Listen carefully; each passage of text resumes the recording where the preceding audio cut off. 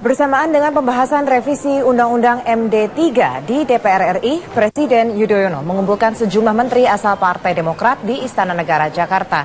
Beberapa menteri yang hadir enggan merinci isi arahan Ketua Umum Partai Demokrat yang akan menjadi pandangan khusus fraksi soal Undang-Undang MPR, DPR, DPRD, dan DPD atau MD3. Di antara menteri yang hadir adalah Menteri Koperasi dan UKM Syarif Hasan, Menteri Hukum dan HAM Amir Syamsuddin, Menteri Pemuda dan Olahraga Roy Suryo, dan Menteri ESDM Jero Wacik.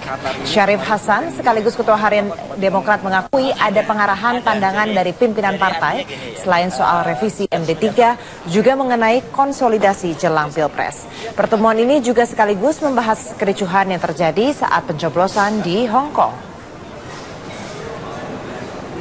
Undang-undang Minerba tidak membolehkan itu kepada fraksi bagaimana keinginannya, ya kan? Karena mereka yang lebih tahu dalam hal membahas dari sudut pandang.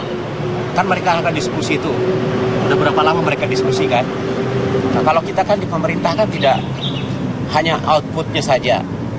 Mana yang lebih bagus? Nah, bagi wacana revisi Undang-Undang MPR, DPR, DPRD, dan DPD atau MD3 yang salah satunya mengusulkan Ketua DPR bukan dari parpol pemenang pemilu menuai kritikan.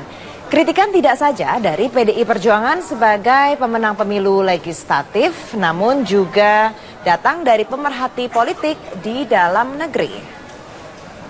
Jadi kalau kemudian hari ini yang alhamdulillah kemudian PDI Perjuangan yang menjadi pemenang pemilu kemudian sepertinya ingin digergaji oleh teman-teman yang lain atas nama suara rakyat, ya tentu saja saya melihat bahwa ada ketidakfairan, ada ketidakikhlasan bahwa sebagai partai pemenang pemilu kami diharapkan kemudian tidak mempunyai pimpinan, bukan hanya di pimpinan DPR tapi di pimpinan komisi. Jadi ya biar rakyat yang melihat bahwa ada ketidakadilan dan ketidakikhlasan dari partai peserta pemilu yang lain atas kemenangan PDI Perjuangan pada pemilu legislatif tahun 2014.